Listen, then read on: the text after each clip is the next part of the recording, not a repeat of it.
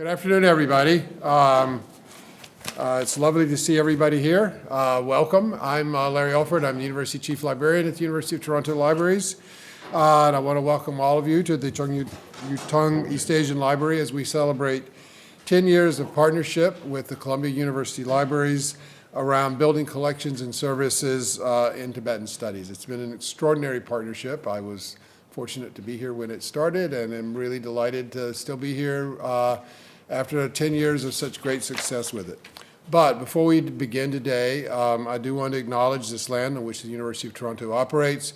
For thousands of years, it has been the traditional land of the Huron-Wendat, the Seneca, and the Mississaugas of the Credit. And today, this meeting place is still the home to many Indigenous people from across Turtle Island. And we're grateful for the opportunity to work and for many of us to have the opportunity to live on this land. So thank you again. I'm honored, deeply honored to welcome you all to this significant celebratory event. It really is a celebration of a great partnership, of great collections, of scholarship and research that happens in libraries. I do want to recognize our partners. Hannah's going to do more introductions, but our partners from Columbia University Libraries who are in attendance, as well as acknowledge the presence of many distinguished guests from the university and the local community, where again, we're delighted to have everybody here.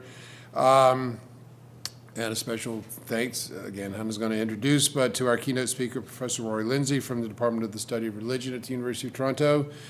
He's going to talk about, in his lecture, the social impact of Tibetan literary archives in Canada and in the United States for us today. So this really is a momentous occasion, marking a decade-long collaboration, as I said, between the University of Toronto and Columbia University's research libraries. And at the heart of this collaboration is our shared dedication to Tibetan studies. Together, we are enhancing, we and our colleagues from Columbia are enhancing the availability of Tibetan resources, making them accessible to a much broader community of scholars in both Canada and the United States.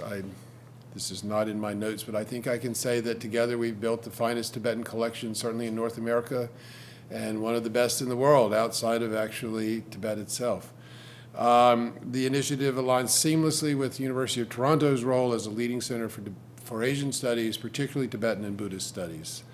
We're very proud of our Tibetan scholars who have been awarded millions of dollars, several $1 million in competitive research funding since the inception of the Tibetan Studies program at the university in 2003. Their achievements underscore the significance of collaboration in supporting a rapidly growing community of researchers and the role that the libraries can actually serve in supporting research and scholarship, teaching and learning. This decades-long partnership continues to usher in an innovative service model, including jointly sponsored acquisition trips, processing acquired resources collaboratively, and a shared point of service for research consultations. The model marks a significant leap forward in how we approach international academic cooperation and resource sharing, and I think it's a model. When I attend meetings that others ask about how this is working, how we've made it happen, how we've gotten along so well with our colleagues from Columbia. I want to extend my heartfelt gratitude to Caitlin Tillman, Hannah Kim, Jim Chung, Lauren Hartley, the former Tibetan Studies librarian, who I didn't see Lauren, she's not here, is she? Christina Dilaco, I'm sorry if I didn't say it right, who recently joined UTL as the Tibetan Studies librarian. Their roles have been really pivotal in shaping and developing this project. So thanks to all of them who've really made this happen. Let's give them a round of applause. They really have been instrumental in helping bridge the gap between our collections and the scholarly community. 10 years ago, we laid the foundation for this partnership. In the words of Dr. Frances Garrett, Professor of Buddhist Studies and Tibetan Studies in the Department for the Study of Religion, her words continue to resonate strongly with us. In her remarks a decade ago when we started this partnership, she expressed how this collaboration not only positions the University of Toronto libraries as a principal resource for knowledge about the Tibetan and wider Himalayan region, but it also serves our local community, which is home to one of the largest Tibetan diasporas outside of Asia. And I think that's a very important point, that we're serving a community of scholars and researchers in North America, but we're also supporting a local community of Tibetans. As we commemorate the 10th anniversary of our partnership, I'd like us to remember that it's not just about acquiring and sharing the resources, it's also about building connections, understanding cultures, and creating a global community of learners and thinkers. So thank you all again, particularly our colleagues from Columbia for being a part of this journey and developing this really amazing partnership. I look forward to continuing to support it, to continuing growth, insights, and discoveries that this partnership will enable and bring forth. So with that, I'm going to turn the podium over to Hannah Kim, the director of the Chung Yu-Tung East Asian Library, who's going to make more introductions and start the program. Sure. Thank you. Thank you very much, Larry, for your kind introduction. So as Larry had just introduced me, my name is Hannah Kim. I'm the director of the Chung Yu-Tung East Asian Library here at the University of Toronto. A warm welcome and sincere thanks to all the attendees, university members, and members of the Tibetan Canadian community for joining us on this very special occasion. Today, my heart is really full as I get to witness the significant milestone for our library. A decade ago, our Associate Chief Librarian for Collections and Materials Management, Caitlin Tillman, and I had the privilege of visiting the Columbia University libraries. Our goal was to explore their expertise in Tibetan studies collection and collection development and management, as they are renowned as the leading library for Tibetan studies and Buddhist studies in North America. Over these past 10 years, this remarkable partnership has enabled us to achieve many great things for our university community and beyond. Through our collaboration, the East Asian Library has experienced substantial growth, with our collection increasing from about 3,000 items in 2013 to over 9,000 physical items this year. Not only has the size of our collection grown, but we also diversified the types of resources available, moving beyond the monograph focus to include journals, audiovisual materials, electronic resources, and special collections. Moreover, we have broadened the subject scope of our collection development. Over the past decade, this partnership has evolved from solely focusing on collection development and research services to including cataloging materials. This expansion has facilitated a quicker turnaround in making acquired materials available to UofT community. I've been privileged to work with our partners since the beginning of the establishment of this collaboration with our colleagues at Columbia, Jim Chang, director of a CV Star East Asian Library, Christina Di Liaco, our Tibetan Studies librarian, and formerly Lauren Hartley, who served as the librarian for Tibetan Studies until 2021. Their commitment has always been inspirational. I offer my deep thanks to them. Also, I'd like to take this opportunity to thank our Chief Librarian, Larry Alford, and Caitlin Tillman, who have consistently been very supportive and enthusiastic about this partnership. Our library is deeply committed to supporting our community in Tibetan and Buddhist studies for teaching, learning, and research. This year, we have been working with a local Tibetan Canadian Sampe Lalongpa, who is right here at front, who is present today, to acquire the collection of his late father, Lobsang Punchok Lalungpa, currently housed in Santa Fe, New Mexico. Lobsang Punchok Lalungpa was a highly respected Tibetan scholar, translator, and writer.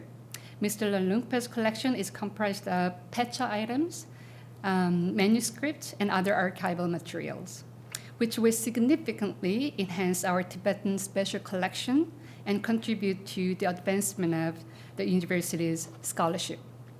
So looking ahead in the East Asian Library, we are actively exploring the heritage archives of the Tibetan Canadian community for future collection development. In this regard, we are committed to actively cultivating strong connections with our local Tibetan Canadian community. So the journey ahead is filled with exciting possibilities, and I'm confident that through our continued partnership, we will build bridges, foster connections, and enhance the academic experience for our faculty and students. Thank you. So, thank you. So I have a dual role here as an MC of the program. So I'd like to provide a brief overview of our program. So we will continue by sharing remarks from our colleagues. And the next one would be our colleagues from Columbia University. And then following that, Professor Rory Lindsay will deliver a keynote talk. Then we will have a brief Q&A, inviting all our speakers and the keynote speaker to the front. And then afterwards, we will have, as the second part of the program, our Tibetan Studies librarian, Christina, will introduce one of the items, very unique items from our special collections. It's called Murals of Tibet, which just arrived to the library a couple of weeks ago. I have to really deeply thank our Thomas Fisher library colleagues who are sitting right at the back, Lowell and Liz. Thanks to their support, we were able to get the second copy of this amazing book, which is signed by His Holiness the 14th Dalai Lama. So now with that, I'd like to invite Mr. Jim Chang, Director of the C.B. Star East Asian Library at Columbia University. Please join me in welcoming Jim.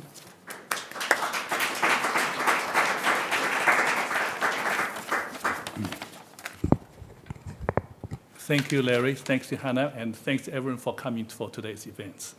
And first, I want to, on behalf of Ann Thornton, Vice Provost, University Library at Columbia, to convey her congratulations and convey her regrets she couldn't come. But she told me, she said she considered this partnership as one of the most important international partnership at Columbia. And also, I would really like to thank Larry, Hannah, and their library colleagues and the faculty at the University of Toronto for organizing this extremely meaningful event. My colleague Christina and I feel honored to celebrate our 10-year successful partnership of collaborative collection, development, and service in Tibetan studies with everyone today here. 10 years have passed quickly. However, retrospectively, examining the hurdles we overcame and the milestones we achieved on this collaborative partnership, I realized that we have been through a long journey together. I feel extremely proud and grateful for having this opportunity and the privilege to get involved in the project and to work with a group of library colleagues and the faculty at both Columbia and the University of Toronto who have the vision, dedication, and faith on this partnership. I remember vividly 10 years ago during the SEAL conference, my talk with Larry about this partnership. That time is under our former university librarian, Jim Neal's concept of radical collaborative, working our peers. So then in the 2019, right before COVID, I talked to Larry again when we attended the same international conference in China, we talked about this partnership. And I remember Carolyn Tillman, Associate Chief Librarian for Collection and the Material Management, first time came to Columbia and starting the official discussion with for our collaborative partnership. This is the first time we starting to officially think about this. And I remember having numerous conversations with Hannah Kim and Stephen Chow, current director and the former acting director of the Zheng Yutong East Asian Library at the University of Toronto on the big and the small issues related to the agreement renewal, workflow, logistics, you name it, many things, so on. And I remember many conversations and discussions with Lauren Harley and Christina Diliaco, former and the current Tibetan study librarians, about issues concerning their annual trips to UT and the biannual acquisition and field trips, specifically during and after COVID. And I remember talking with Larry, about many issues when we have detailed discussions, especially our last conversations.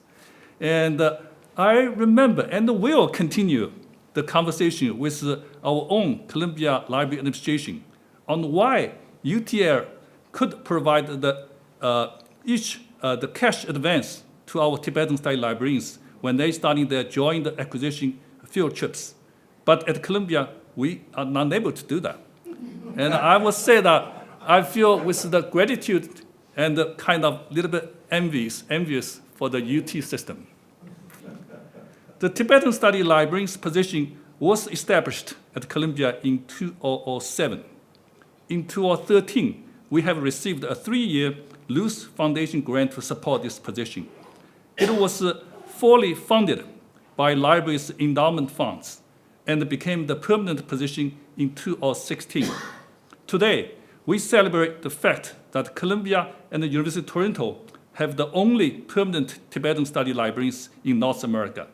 And this position has enabled us to build the biggest and the best Tibetan collections in both US and Canada. The last 10 years have indisputably proven the value of this partnership, and I look forward to working with my colleagues at Columbia and our partners at the University of Toronto to continue as well as further enhance and broaden our partnership in the future. Thank you.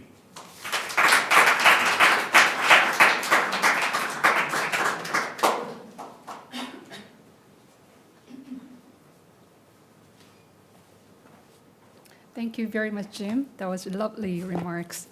Now I'm delighted to introduce Christina Diliaco, who serves the Tibetan Studies Librarian for both institutions. Please welcome Christina.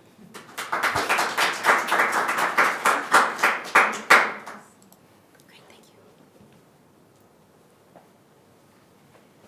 Hi, everyone.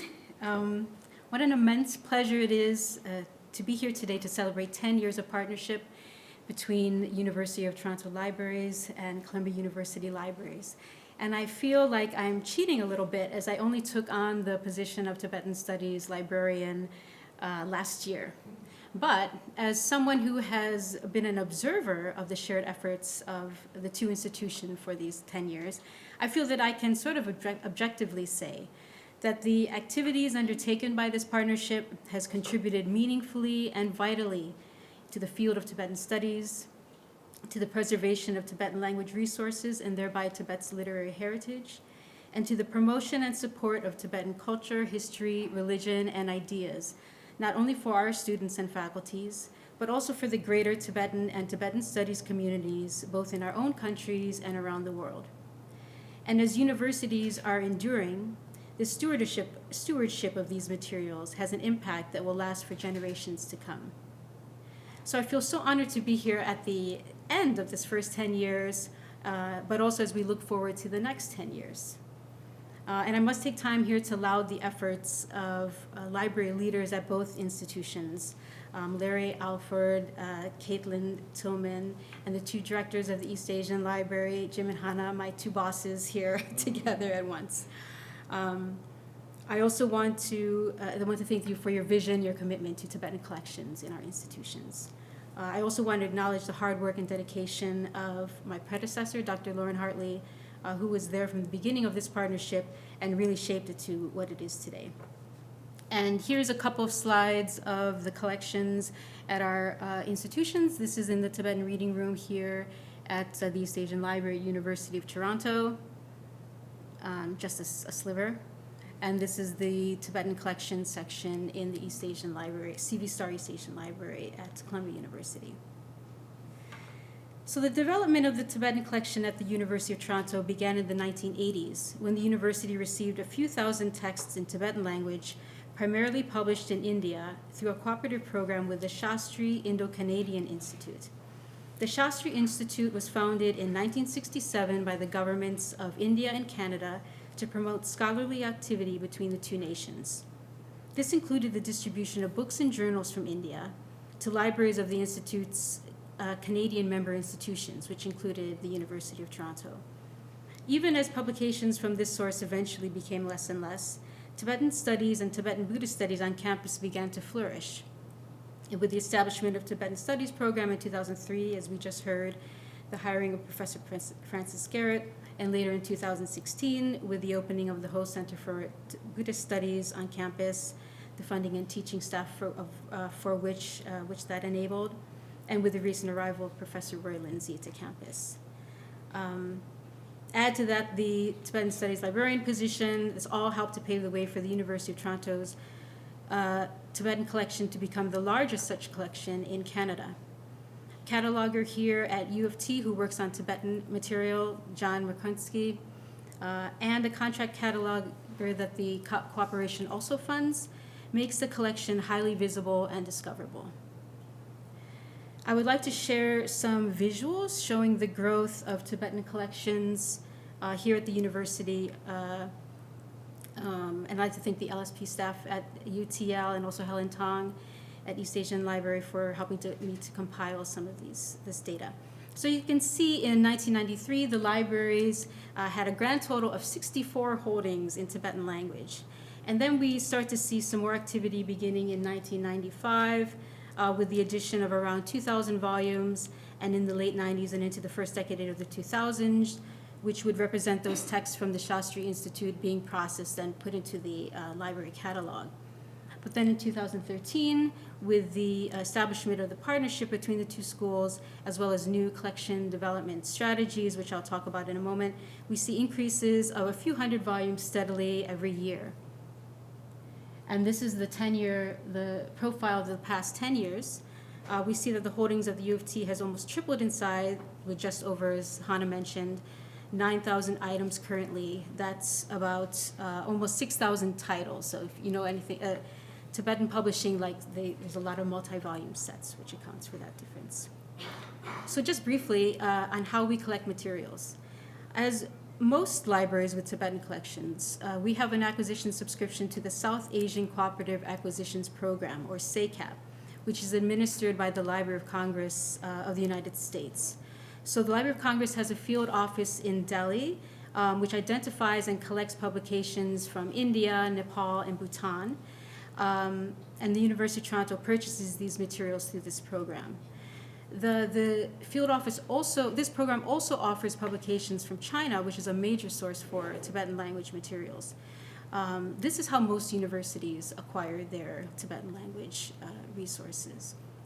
They usually come with complete catalog records that universities can simply download into their catalogs.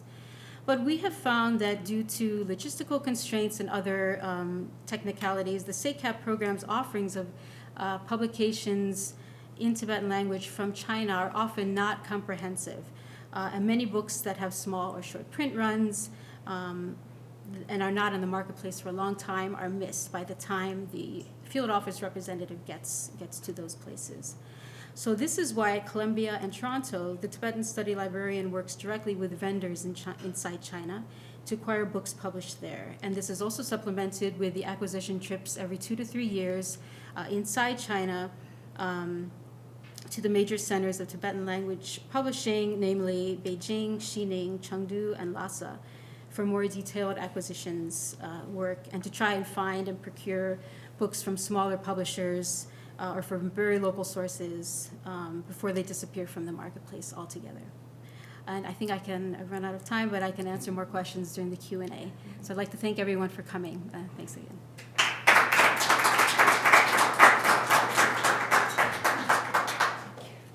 Thank you, Christina. Thank you very much for that overview. Now we will move on to our keynote talk. Today we are honored to welcome Dr. Rory Lindsay for his keynote presentation. Dr. Lindsay currently holds the position of Assistant Professor in the Department of the Study of Religion at the University of Toronto. In addition, he serves as an editor at 84,000, translating the words of the Buddha. And he is a visiting scholar at the Buddhist Text Translation Initiative at the University of California, Santa Barbara. His forthcoming book, entitled Saving the Dead, Tibetan Funeral Rituals in the Tradition of, let me try this Tibetan word. It sounds good, yeah. Sanskrit word. Yeah. Savardurgati Parishodhana Tantra, Great. delves into the history of Kunrik funerary practices in Tibet, and explores the intersecting forms of agency, human, non-human, and material, described in Kunrik ritual manuals. Furthermore, he's co-authoring a second book with Tibetan scholar Khenpo Tashidorje, examining the life and writings of the 20th century master Jarayap Lodro Galchen. I hope that was right. Yes, yeah. Okay. Dr. Lindsay has graciously agreed to share with us some of his scholarly insights in commemorating of today's special occasion. His talk is entitled Holding Community: The Social Impact of Tibetan Literary Archives in Canada and the USA. Please join me in welcoming Dr. Lindsay.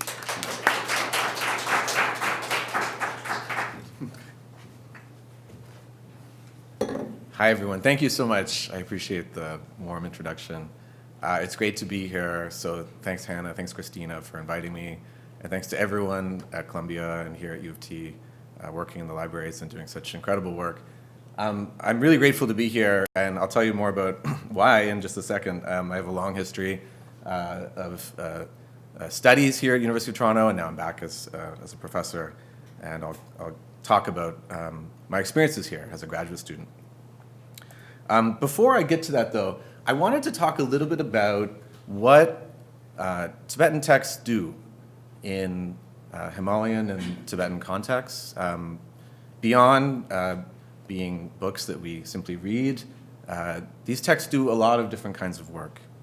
The most obvious starting point would be they serve as repositories of knowledge, of course. Beginning in the 7th century, wrapping up in the 9th century, the Tibetan Empire became very strong. And over the course of multiple decades, incredible resources were poured into translating Buddhist texts from Sanskrit and Chinese sources. And I should say now that I'm really grateful to 84,000 Translating the Words of the Buddha, because they are the primary donor that supports my position, and I still work for this organization today. We're in the process of translating the entire Tibetan canon into English over a period of 100 years. We're at year 15, and we are on track. We're currently publishing about 5,500 pages of translation every year. We have a large editorial team, and because of the work of that team, we're able to produce translations very quickly. And all the translations go through, I think it's 5 levels of editorial review, so I'm really confident in the work that we're doing right now. And by the way, it's all freely available online, so it's an incredible project. But they also support my position here, so I'm really grateful for them. So on top of these efforts to translate Buddhist texts, there are also, during the imperial period, you see this rise in the production of indigenous Tibetan compositions. Some of these we have from Dunhuang, and they're remarkable works in and of themselves. And then as Buddhism grows in Tibet, you see the rise of these incredibly prolific authors.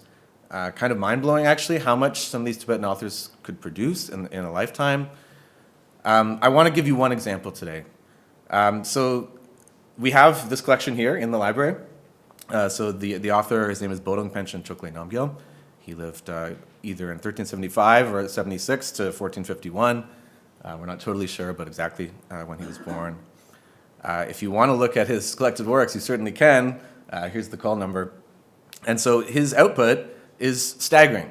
137 volumes, averaging about 750 pages. So about 100,000 pages that he produced in his lifetime. It's just unbelievable how much he could write. There's stories about how he wrote. Actually, his students, for a while, he was a very strong debater. So he initially developed a following simply because he was so skilled in debate. And he would go on these debate tours, and he would consistently win. And his students kept saying to him, "Can you please write something?" And he'd say, "Yeah, I'm almost done." And then, months would go by. "Can we see something that you've written?" And he's like, "Oh, yeah, I'm almost done." And then he finally said one day, "It's done. I'm ready." And then he started to dictate. And so he had multiple scribes. And so he would dictate, often he'd go on a sort of pilgrimage route. And the story is that he would dictate parts of a text and go on to someone else and dictate another part of a text. So he would sometimes be working on 4 texts at once. But the claim is that he actually formulated this massive collection in his mind before he ever produced it. Really amazing. I mean, just such an incredible writer. And I've had the good fortune of reading some of his works. In my forthcoming book, I translate some sections of his works. And he's a really, really interesting writer, not afraid to criticize anyone. And yeah, he's remarkable. So the version we have is called Encyclopedia Tibetica, for good reason, because it just covers so much material. There's also a newer digitally produced version that can be very useful, because some of the prints in the old version can be a little hard to read. So scholars in Tibetan scholars were careful to try to kind of decipher some of these hard to read passages. So his charisma and his skill in a teacher leads to the formation of a unique tradition, the Bodong tradition. Just to give a little more context for the significance of this relatively small tradition, he had a disciple named Chukyi Drima. She took full ordination as a nun under him, which is extraordinary because there was not a lineage for full ordination for women. So how exactly he did that is still disputed, but nonetheless, he had a student who's female who took full ordination as a nun. She became the first Samdeng Dorje Pakmo, who's the highest female incarnation line in Tibet. But unfortunately, despite the kind of innovations, and she was also remarkable in herself. I mean, she advocated for the role of female practitioners throughout her life and developed religious dance practices for female practitioners. So this was all going on as Chokle Namgyal was producing these works. Unfortunately, his tradition ultimately declined. Thanks to the efforts of Geshe Pema Dorje and others, it's now being revived. And how are we reviving it? It's because, in part, we have these sources, like we have here in this library, that allow us to understand his unique contributions to Tibetan Buddhist practice. And so now it's becoming a living tradition again. And it's really remarkable to see that. So it demonstrates just the value of these sources, right? This is a tradition that basically disappears, and now we have it again. And so it's really wonderful to see that. To say something else about what texts can do. They can be ritual actors. I talk about this in my book. So in a ritual context, if you've ever seen a Tibetan ritual performed, the ritual text is very central. You know, the lead ritual officiant has a text, everyone has text, they're working with the text, and they're following the instructions of the text. So the text is, in a sense, sort of guiding the practice from beginning to end. But that's not to say that the text does all the work. Of course, you know, it's in part how the officiants use the text. And interestingly, when you look at these sources, you see that there's ways in which they sort of give a certain freedom to the ritual performer. In many cases, it will give choice. You know, if you have a certain amount of time, do this. If you have more time, do that. So it accounts for certain variables, like the materials you might have when you're performing the ritual. Another way is that it references other sources. So the texts that I was working with for my book, they're all funerary texts. So these are texts that are used in a Tibetan funerary context. And so in some cases, it'll say, you know, for this practice, go look at this text. And, you know, for this other practice, go look at this text. So it's expected that you have a kind of library available to you. And so the texts are also kind of referencing each other. It's really fascinating to watch, actually.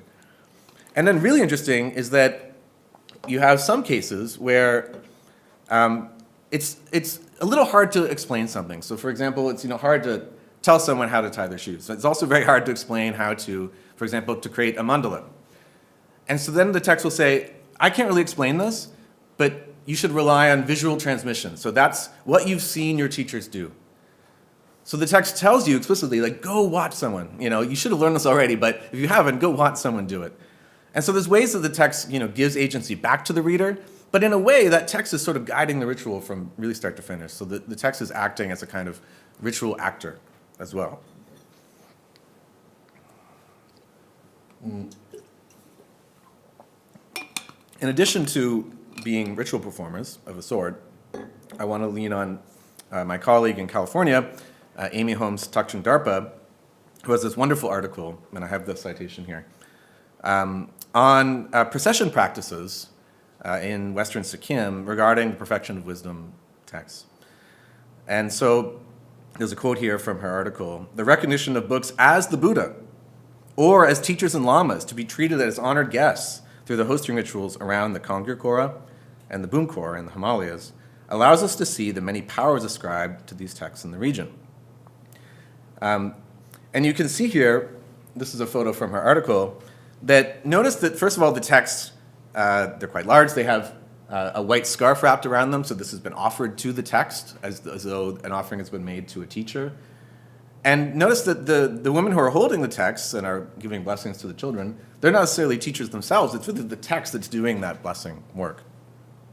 And so she makes the case that in this annual practice of processing with the texts in Sindrong and other villages in Western Sikkim, that doing this is understood to bring reciprocity between villagers, the monastery, and really importantly, seen and unseen beings, in particular local protector deities. So these texts are extremely powerful. The community relies on these sources for, not just sort of, things like happiness, which is maybe our main priority, but also health, prosperity, the crops. I mean, there's so much that is believed to be connected to these source texts.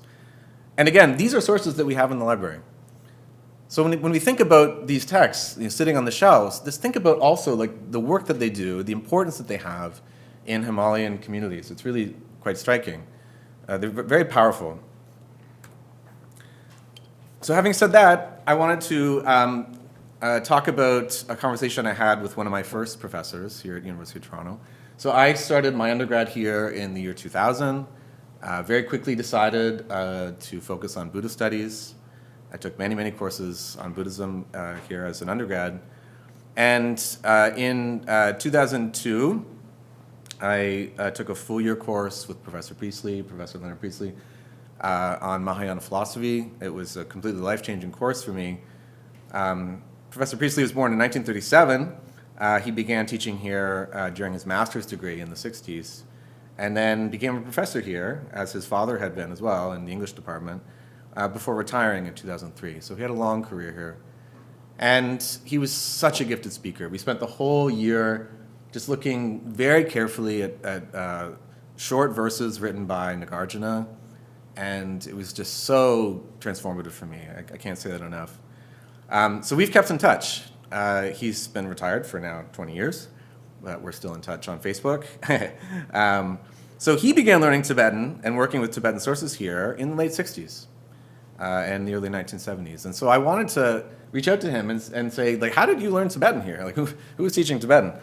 And so he wrote back and said there were two scholars from Japan who were able to instruct him in Tibetan. So one was Kitagawa Hidenori. I couldn't find his dates, but I could find some of his articles. And then the second was Hattori Masaki, who only passed away in 2019. So they were both here for multiple years as visiting scholars, and they were teaching Tibetan. So this is going way back to the late 60s, early 70s. Professor Priestley thinks that they made recommendations to the library to acquire certain philosophical Tibetan texts. He's not sure; it's a little foggy. And interestingly, I didn't know this. He noted that J.W. Diong, who was a really big figure in the history of Buddhist studies, was also here as a visiting scholar at one point. And then he thinks he also made some suggestions to the library. So there might have been a few Tibetan texts that made their way into the collection, even back then. What they did have is the Peking edition of the Tibetan canon, which we still have here today. And that's what Professor Priestley used for his dissertation. This is an interesting quote. He said that, I recall coming across a Western edition of a Tibetan text in the stacks of the Robarts Library, not in the EAS library, probably not long after it opened. And the EAS and its library and SAS, this is a department that no longer exists, Sanskrit and Indian Studies, they were moved here. So they moved into Robarts when it opened. This photo, by the way, is an old photo of Robarts. I don't know if you can tell, but the concrete looks really fresh and new. But you can see the cars are quite old. But anyway, this is a cool old photo I found online of the library. So there was one Tibetan text he found, but it had been cataloged as Persian. And even though it was a Western edition, which is even weirder, because you think there must have been like an introduction that said somewhere, like, this is a Tibetan text. But anyway, it was cataloged as Persian, but he found it. So I feel like we've come a long way over the decades. This is just a sample from his dissertation. You can see his handwriting. He was able to type in Devanagari for the Sanskrit sources, but he couldn't have typed in Tibetan. Of course, now we've come a long way when it comes to typing Tibetan as well. But you can see Professor Priestley's handwriting and his translation. This is a verse from Nagarjuna. Anyway, so it was nice to connect with Professor Priestley again and talk about this a little bit. So then, I won't go over this because Christina already did, but I do want to say a little bit about how things got going again in terms of Tibetan studies here. I happened to be here for this. I'm so lucky that I was. So Professor Frances Garrett, she was hired in 2003, as Christina mentioned. I was in the middle of my undergrad at that point. And then she started teaching Tibetan. And so I took her first ever Tibetan course at University of Toronto. That was certainly my first exposure to the language. Also, Matthew King was in that class, who's a very prominent Tibetan studies scholar now, teaches at UC Riverside. And so I took Tibetan with her. It was very challenging, but it really clicked for me. And it totally changed my life, because from that point forward, I decided to focus on Tibetan materials as opposed to, say, Sanskrit. And wow, I mean, her class was great. Very challenging, but so great. And then she also she always has believed in the importance of having Tibetans teaching Tibetan at the university. And so she hired Thupten Champa, and he was such a good teacher. He doesn't teach here anymore, but he's so great. And he and I also still keep in touch. So I took classes with him, I took classes with Frances. And then after Thupten Champa stopped teaching, Khenpo Kunga Sherab started teaching here. An amazing case, because he taught here for years. Then he became a master's student, a doctoral student, and he got his PhD here. And he actually just graduated this year in the spring. So you see that indigenous Tibetan scholars are able to come here, study, thrive, get a PhD in the religion department. This is big progress from when they were cataloging Tibetan texts as Persian. And then for me, I want to tell you a little bit about my experiences here in this library. Once I got into the Tibetan studies side of things, starting in 2004, I was really curious about what sorts of resources we had here. And I remember coming to this library as an undergrad and then discovering it said the Tibetan room, and I was like, the Tibetan room, and there's a room? And so then I thought, okay, well, maybe I can get some great sources here. And so I dug around and thought about what I might want to read. And then I came back, and there was someone sitting there. I don't know who it was. I don't know his name. And I said, hi, I'm looking for these texts. Can you help me find them? And he said, well, actually, I don't read Tibetan. I said, oh, well, I'm learning to read. Can I go back and look at them? He said, yes. And he sort of begrudgingly let me go back and take a look with him. And so then I was able to find some materials that were helpful for my master's research. In particular, one volume from the Peking edition of the Tripitaka that's been here for so long. It's the same version that Professor Priestley used. And then I remember thinking, okay, this is it's a big volume. I'm going to need this for my work. And so I took it to the circulation desk, and I thought maybe they could copy some pages for me or something. And they said, oh, actually, you can take it out. I was like, really? I can sign this out? I don't know if this is allowed anymore. Is it circulating, the Peking Tripitaka? See, I don't think they're supposed to let me do this, but they did. So they let me sign it out, and I'm really careful with books. But just imagine, I'm just this kind of newbie to Tibetan studies, and I got this special case for it because I really didn't want to damage it. But we were basically missing a volume of the canon for a while. It was with me, and so I would carry it around Toronto and read. And I remember once I was on the Queen streetcar heading home, and I open up the Tripitaka and I start reading this text that I'm trying to read for my master's paper, and then the woman next to me says, "Can you read that?" And I said, well, I'm learning. And she was Tibetan, actually. She's like, oh, that's great. So, well, can you read it? And she's like, no, I can't really read pages. I mean, I could, she could read, say the newspaper or something, but not pages. She's like, it's so great you're learning to read this. But what a bizarre scenario, holding this, frankly, rare book, in a volume of the canon, sitting on the streetcar and trying to read it. But this is how I got my start. I mean, it really changed everything for me. So for, I think it was 90 days or so, I could have this volume out. I worked on this text. It became part of my master's paper. And that's what opened the door for me to go to Harvard for my PhD, ultimately to UC Santa Barbara for my postdoc, and then to come here as a professor. So I really got my start here in this library itself. And so I'm so grateful, and it's so nice to be back. We're going to talk about the Murals of Tibet, but just to say a little bit before I wrap up about the collections. So, of course, the Rare Book Library has some amazing resources, as it does in sort of all fields and worlds. But then we have some special collections. We have the MacDonald collection. The manuscripts and texts in that collection are quite rare and remarkable. We have the Tibet and Southwest China historic photographs. These are dating from 1906 to 1908 from Amdo and Eastern Kham. Here's an example. Really wonderful. And I haven't gone through them in a way that I'd like to, so that's something I need to do. And then there's the Tibet Oral History Project, also an amazing resource, so many interviews and transcriptions. We've talked about the partnership, and so I won't repeat it, but really starting in 2013, I really think we owe so much to Francis Garrett for, getting Tibetan studies going again here, producing such, a remarkable atmosphere in which, and a set of resources that could allow for this partnership. And so now, as Christina was saying, we have this really massive, set of holdings, nothing like what used to be the case.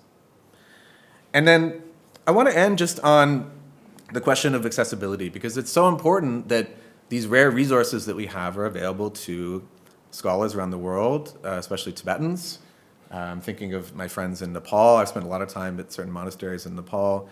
They're just so, eager to access resources, some of which, we only have here. And what I would love to see is, partnerships between, say, Columbia and UofT that allow for the digitization of these resources so that they're more widely available around the world. And another thing is, and Christina mentioned this at an earlier event in the school year, we're moving toward having catalog entries in the Tibetan script. We have Unicode Tibetan now. I think that's really important because a lot of Tibetans who are searching for texts are working with the Tibetan script, not in Wiley. Wiley can be quite, tricky for people who haven't been trained to use it. So I think that's one really important step. But what I would love to see, and really what I hope to partner with Christina on and Hannah and others, and to start fundraising for, is just to find ways to start digitizing the amazing resources we have, make them available. I'm happy to start raising funds for this, actually. I absolutely will do that. You can hold me to it.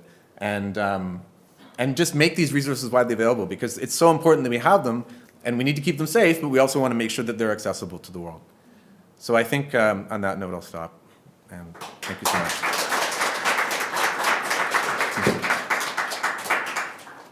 Thank you very much, Dr. Rory Lindsay, for his enlightening talk. Definitely, we will look into the possibility of digitizing some of our rare Tibetan resources here to make it more widely available, for sure. Yeah. All right, thank you very much. Please, yeah. So I'd like to invite Jim, Christina, and Larry to the front for a brief Q&A session. So please feel free to raise your hand. We can bring a microphone to you for your questions. So this is your chance to ask any questions to our keynote speaker, but also some other partners or our chief librarian, and to myself. Any questions about the library collections or the studies, scholarship happening on campus, anything. Yes, something. I can shout. Sure. Really loud voice. Dr. Lindsay, I was really heartened by your direction of travel and how you're dealing with Tibetan studies. I think in the past, and I'm a son of a Tibetan scholar, it's been very esoteric, and so the circle of knowledge was small, and in the sense, for various reasons, it stayed small, and today, of course, that is no longer the case. So thank you so much for that. And then, of course, libraries like this are critical in that process. But so that's one thing. The question I have, you mentioned the David MacDonald papers. Is this the same David MacDonald who was based in Gyansi as the council, the British? It's a MacDonald paper? I think it's Alexander MacDonald. Yeah, it's Alexander. It's different. Okay, Yeah, not- different. not- Yeah. not David. Yeah, different McDonald. Maybe related distantly, or maybe not so. Thank you. No, thank you. Yeah. Thank you. Yeah, question at in the middle. Microphone. I was wondering, how you guys also make a connection? Can you hear? Did you hear the question? Yeah, say it again. I was wondering how you guys made a connection on Tibet. Oh, yeah. So how do we acquire the materials? Yeah, so as I mentioned, if you're asking specifically about Tibet, we work directly with vendors inside China. So there are a couple major vendors that work with publishing houses like Nationality Publishing Houses, Art Book, all the presses in China. We could match a vendor for that. They send us lists, we make selections, and then we place orders directly with them. Another way that we acquire materials are through these acquisition trips. So every 2 or 3 years, the Tibetan Studies librarian will go to China and to the major centers of publishing there for Tibetan language, which is Beijing, Xining, Chengdu, Lhasa, and try to fill in the gaps, because with vendors also, they're sort of just working directly with publishing houses, maybe missing the very small, like local sources or smaller publishing houses. I think we'll find probably less and less of these materials the way maybe publishing policies is going on. So it's those sort of trips are vital to be on the ground and be able to go to bookshops or meet with individual people and purchase books in that way. Sure. Thank you. Any other questions from the audience?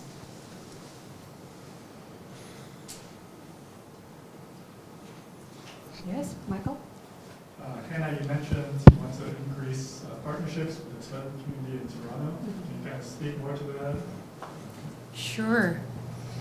So because our Tibetan Studies Librarian is based in New York, so it has been a little bit of a challenge for us to reach out to our community actively, but we are trying to explore the ways how we can reach out with the help from Christina, maybe inviting her more often to our institutions, maybe adjusting our memorandum, or virtually maybe we can engage with our community. So through various maybe activities we can reach out to our community, maybe having some sort of events.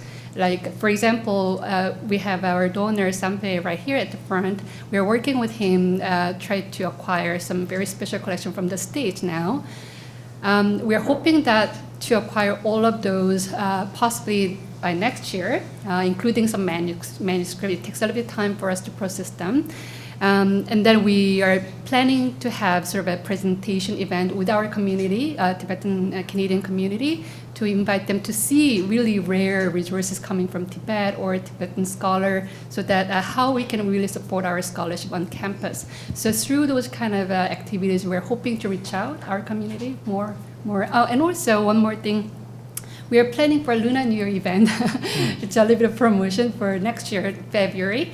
We are actually working with, we will be working with one of the PhD students, which you recommended, for more sharing about Tibetan cultures, so that like more our general public or University of Toronto community can learn more about Tibetan culture and heritage and the history. So yeah, that's some of the ideas that we have in mind. Yes. And also just to, I think we have today 2 Tibetans here, and my colleague Sharad, he's based in Toronto. And I think there's a growing community, and the profile of the community is changing. Yeah. So there are younger people, and there are also people going, so you've got the traditional people, you've got younger people who are now at universities and things, and there's going to be, I think, a quantum of interest, and as part of our donation, I think we're making a small amount of funds available to facilitate the interface. It's to start it, I mean, and it's a very critical part that for the collection to come here, that there was a Tibetan community so that there would be some resonance. Sure. So it's not a collection stranded and sitting in some shelf somewhere. It ultimately becomes a resource for all. So that's why I'm very pleased and that we were able to connect with University of Toronto. We live in Canada, we've lived here since 1974, and so it's really gratifying to have that. So I hope that through this and our community, we can build it.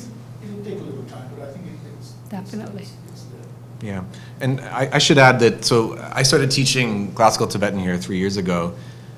In the first year, I had 8 students in the intro class. Last year, I had 36, and some of my students were Tibetan Canadians, and I see some familiar faces in the audience right now. And this year, I have 54 enrolled students in classical Tibetan, which is a very large class size for intro classical Tibetan. And I will say there are a number of Tibetan Canadians in the class, And it's so heartening to see them connecting with the classical language and starting to learn that language. And to me, that's very promising because there's so much that the city has to offer and the libraries have to offer. And you're starting to see students, undergraduate students here, who are not necessarily, in religious studies or but nonetheless are taking up this language study. And those are the connections that we need, actually. To have Tibetans who grew up here, who are now able to come to a library like this and start to browse the resources, to developing the skills to read these materials. I think that's really so important. There's also, I should say, that there is a fund, an annual fund, the Machik Udran Fund at the DSR, the religion department. And that fund is used to hire Acharya Dr. Gyatso, a local Tibetan scholar, who every year leads a Tibetan language reading group for interested readers. Because I just think it's so important to have Tibetans teaching Tibetan. Mm-hmm. And so I think these kinds of partnerships are really valuable, and it's the start of something that I'm sure will only grow. Yeah. Thank you. Yes? Thank you very much for inviting us in this special event. I am Hisan. I am a poet. Now I am writing a column about world poetry. So would you please introduce a Tibetan poem or Tibetan poet for us? It would be very helpful. Thank you. There's so much Tibetan poetry. You mean like suggest some poetry that you could look at, you mean? Well, I immediately think of the songs of Milarepa. The songs of Milarepa are extraordinary. The songs of Milarepa, Milarepa. That comes to mind because they're so culturally significant and they're so beautiful. But it's a big world. The Tibetan poetic world is enormous. Do you want to say something? Yeah, if we're looking for another contemporary poet, there is her name is Tsering Wangmo Dompa, Dhompa. She writes in English. She's a Tibetan who got an MFA in Boston University. That's right. And just really gorgeous poetry. I think, why don't you take a look? She has a couple of books out, probably the Robarts. It's in the general collection at Robarts, or you can find it. I can write the name down for you later. Yeah, we could probably sit here for a couple hours for Tibetan poetry. A lot of good poetry, yeah. That can be also That's a great interesting question. cultural events too. Yeah. Yes. Hello, my name is Nangla. I'm from OEC department. I have a question regarding the digitalized book collections. Are they available for scholars inside Tibet? Or are there any restrictions? Do you mean like digitized resources? Yeah. So right now, I don't think there's a lot that has been digitized, but there are plans to start digitizing. Whether those will be available in the PRC or not would depend on their internet access, I suppose. Maybe you could speak to I that. doubt that the University of Toronto Library's website would be blocked. That's true, yeah. So I think Or maybe- we had that experience, not for Tibetan rare books, but for our Chinese rare books, we were told, because most of our digitized Chinese rare books are uploaded to Internet Archive platform. Yeah, good. And that, I was told that not accessible in China. It's not accessible. It's not accessible. Oh my God, I didn't know that actually. So I see. there is accessibility issue, but maybe you can look into other platforms potentially for Tibetan materials in the future. Any other, maybe last question perhaps from the audience, if there is? If not, I think we can finish this Q&A. Thank you so much for your questions and answering the questions of our panelists. And so we will now invite Christina back on the stage again for her introduction about our rare book, our special collection that we have here, Mirrors of Tibet. And she will give us a brief intro about the book, and then she will begin the guided tour of the book. So we will be staging where there is the red strip is. So we'll be moving on to that stage later on.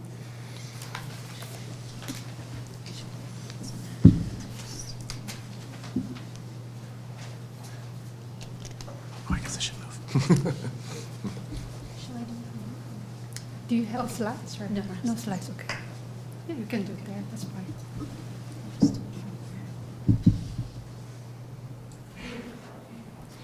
So thanks to Hannah and the team here at the East Asian Library for arranging the acquisition and for the viewing of this book, a very special book, The Murals of Tibet. It was published in 2018 by Taschen, which is a luxury art book publisher based in Germany. The book is what the publisher calls a sumo-sized publication. It is a very large format, as you can see. It weighs 60 kilograms. That's 132 for us Americans, 132 pounds. And it comes with its own stand made of wood and recycled cardboard by the humanitarian and Pritzker Prize winning architect Shigeru Ban. It looks impressive, but what is even more impressive is its content. It presents 1,000 years of wall paintings from some of the most sacred Tibetan Buddhist monasteries and temples in central Tibet, images that are life-size and have jaw-dropping detail and richness. Taschen invested in new powerful computers to handle the image files for this book and even designed a special paper that could accommodate the ink that brings the rich detail to life, which also makes it so heavy. The book was published in only 998 copies, and each copy was signed by His Holiness the 14th Dalai Lama.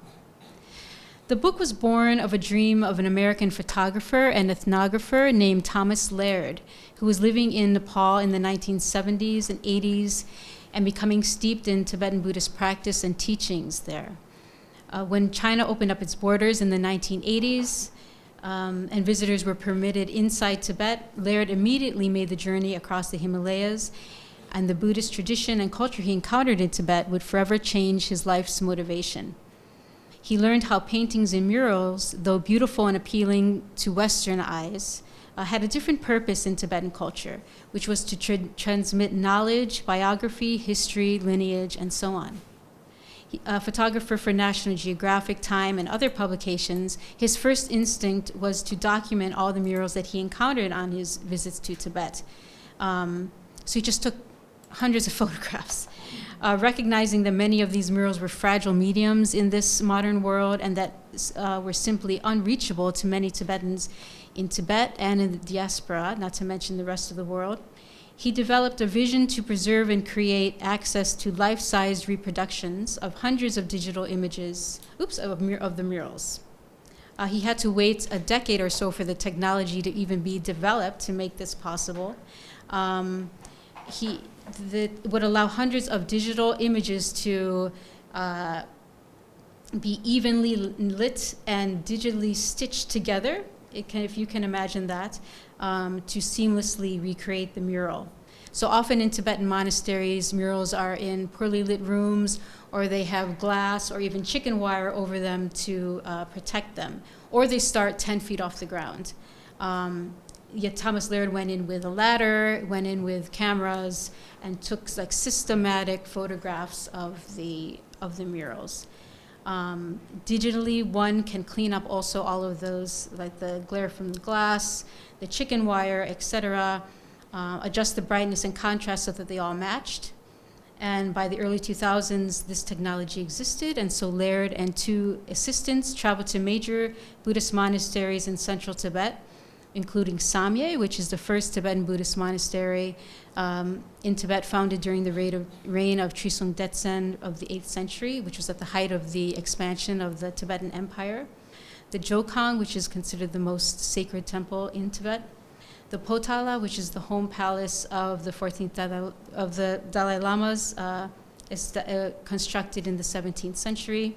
The Lukang, Drepung and Nechung, Gunkar Chude, Gyaltse, Shalu, Sakya, and in far eastern Tibet, Saparang and Toling. So from his multiple visits, he was able to recreate life-size images of more than 200 of the largest, finest, oldest murals in central Tibet, representing 1,000 years. And some of these monasteries are difficult for even Tibetans to reach during their lifetimes, or others, like the Lukang, were private places not meant for the general public.